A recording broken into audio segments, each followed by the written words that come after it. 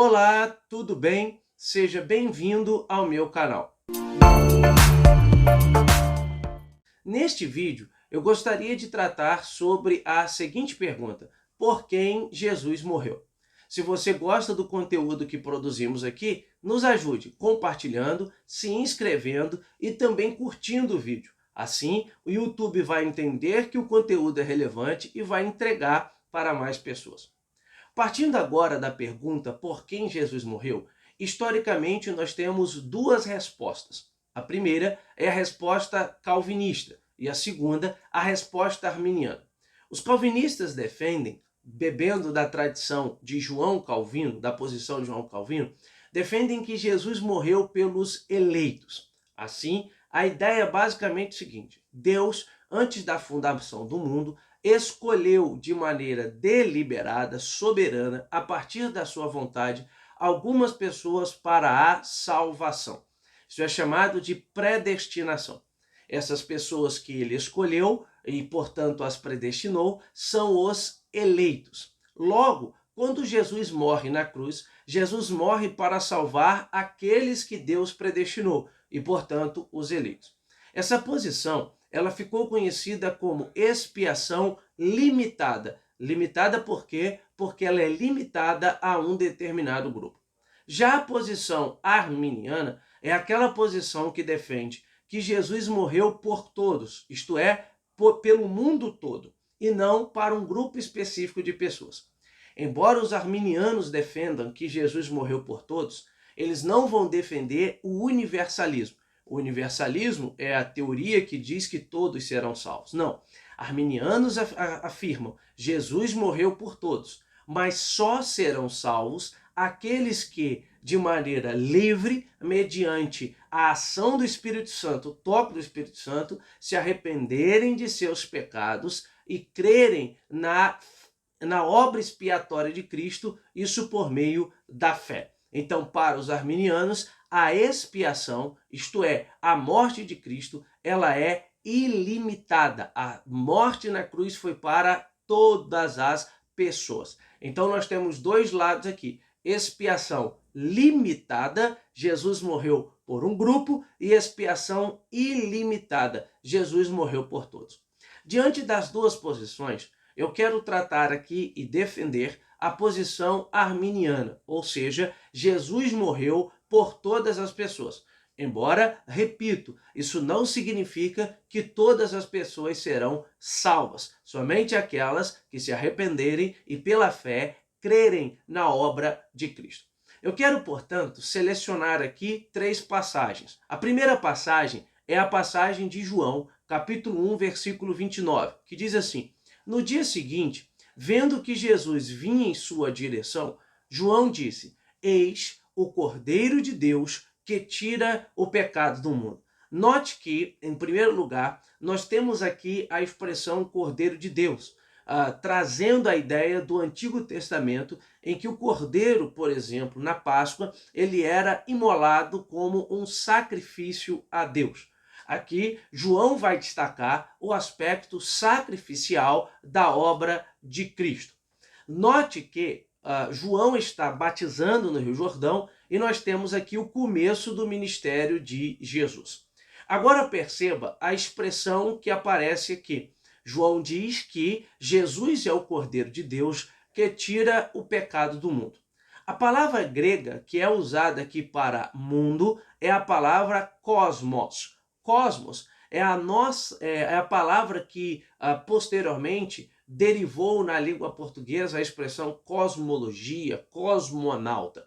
A palavra cosmos, ela tem alguns significados. Por exemplo, ela significa mundo, ela significa universo material, como em Mateus 13:35. O mundo, conjunto de experiências sensíveis. 1 Coríntios 4:9. O mundo inferior, a terra, Marcos 16:15. O mundo, o conjunto da humanidade, Mateus 5:14. O mundo, o público, João 7:4. O mundo secular, João 18:36. A humanidade fora da nação judaica, ou seja, o mundo pagão, Romanos capítulo 11, versículo 12 e versículo 15. O mundo fora do cristianismo, 1 João capítulo 3, versículo 1 e versículo 13. O mundo ou sistema material da aliança mosaica, Gálatas capítulo 4, versículo 3 e Colossenses capítulo 2, versículo 8 e versículo 10. F.F. Bruce, importante estudioso do Novo Testamento, ele afirma que o pecado que o Cordeiro remove é o pecado do mundo. E este mundo implica um tom de universalidade, que, portanto, vai permear toda a narrativa do Evangelho de João e também da primeira carta, como João capítulo 3, versículo 16, capítulo 4, versículo 42 e capítulo 6, versículo 51. E na primeira carta, capítulo 2, versículo 2 e capítulo 4, versículo 14. Então, para o F.F. Bruce, o mundo engloba toda a humanidade, sem distinção de raça, religião ou cultura.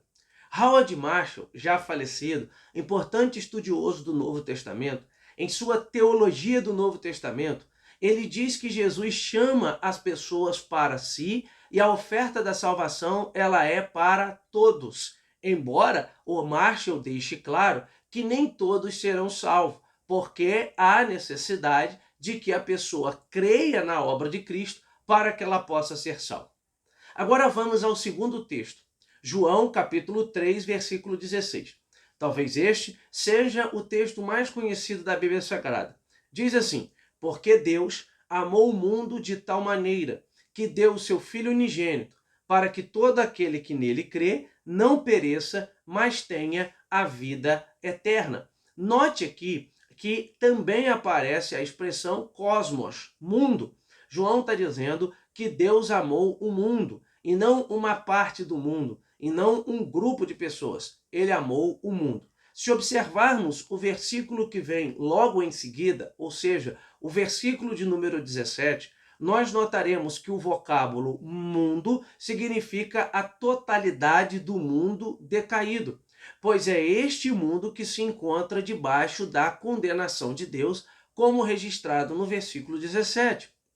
Há uma conexão também muito clara entre o capítulo 3, versículo 16 e o capítulo 1, versículo 29.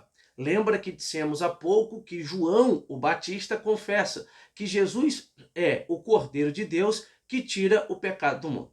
Logo, João 3,16 não explica o porquê Deus ama tanto assim as pessoas, porque o texto diz que ele amou de tal maneira. Eu sei, o amor de Deus pelas pessoas é inexplicável, mas o texto enfatiza a magnitude do seu amor. O seu amor é pelo mundo.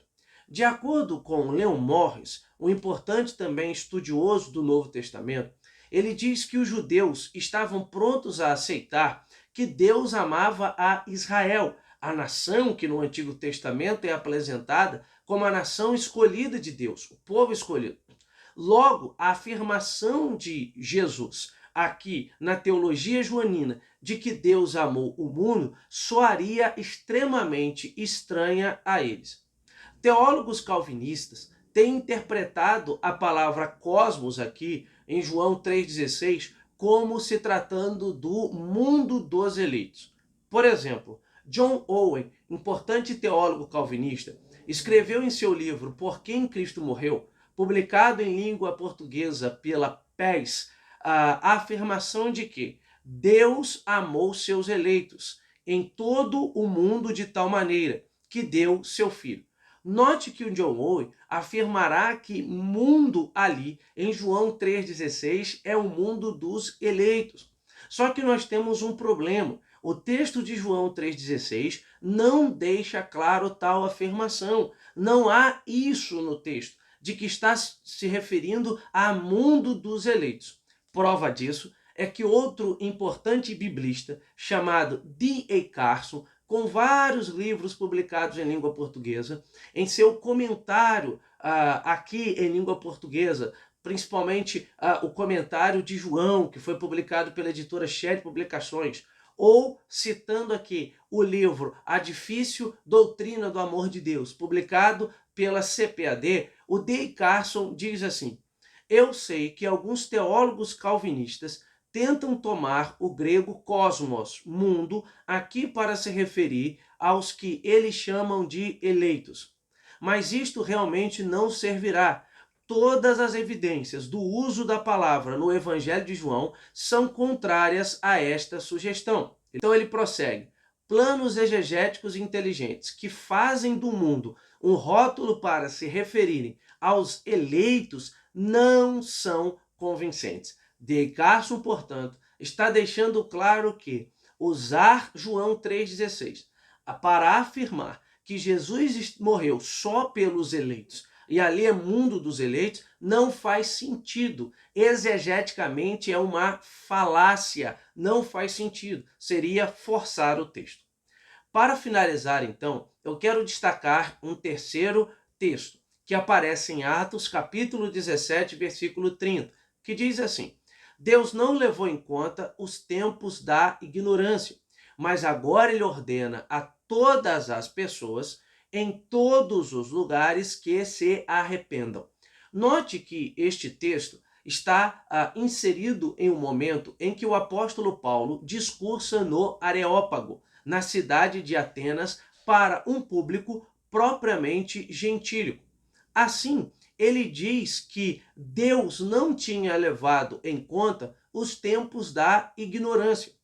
Todas as gerações passadas, desde os primeiros seres humanos até Cristo, mas agora ele ordena que os homens em todos os lugares se arrependam.